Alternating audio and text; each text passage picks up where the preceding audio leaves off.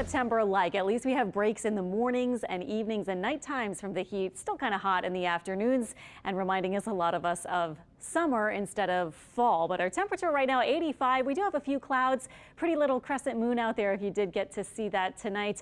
Temperatures ranging from upper 60s at a couple spots all the way into the 80s, and some of you in the middle in the 70s. Our satellite and radar super quiet across the entire southeast pretty much, so we're not looking for really any active weather over the next several days. And our rain chance also stays low. I know we're still looking for rain in spots that didn't get too much over the past couple of days when we did have that rain event, but we don't have any real rain chance until the end of this coming week, perhaps. Tonight, though, pretty pleasant north of the lake, looking for some lower 60s, so a pleasant start to tomorrow, kind of cool. South of the lake will be in the lower 70s, but not super humid. And tomorrow, same thing, not too muggy, almost identical to today. Lots of sun and highs about 89. And in fact, Monday and Tuesday and probably into Wednesday, which is the first day of October, will be right around 90 for the high. Not terribly muggy, but also not really cool. Temperatures could go down Thursday, Friday, and Saturday as we introduce a slightly higher chance of rain. Models kind of split about exactly how much and coverage, but we'll say about 30% for now. In the tropics, things happening, not for us. The northern Gulf Coast stays very quiet, but there are two systems, Tropical Depression 9 and Umberto, which is incredibly a Category 5 as of earlier this afternoon after being a 4 earlier. It has winds of 160 miles per hour and some gusts close to 200 miles per hour. So really powerful, but this one thankfully is farther out and it looks like will not impact land. Now, Tropical Depression 9, that's the one that is right now very messy, but still bringing rain and kind of overall not the nicest weather for Cuba and the Bahamas. It is going to go north, possibly becoming, maybe even by tomorrow morning, Tropical Storm Imelda, pretty fast, and then maybe a hurricane.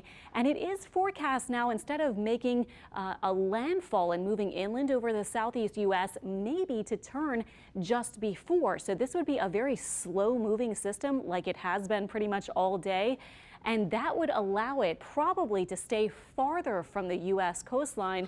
If it's a quicker system, it may make its way farther inland or closer to a landfall somewhere along the southeast U.S. coast. Now, the upper pattern is pretty tricky because you've got the two tropical systems, a big ridge of high pressure out here, and troughing along the east coast. Now, a glance back at our local forecast, high pressure blocking any tropical systems, keeping us on the hot side. But this is why we're thinking this system, which again might soon become Imelda if it does get the name, it's drawn to the north between the troughing over the eastern part of the U.S. and the big high pressure.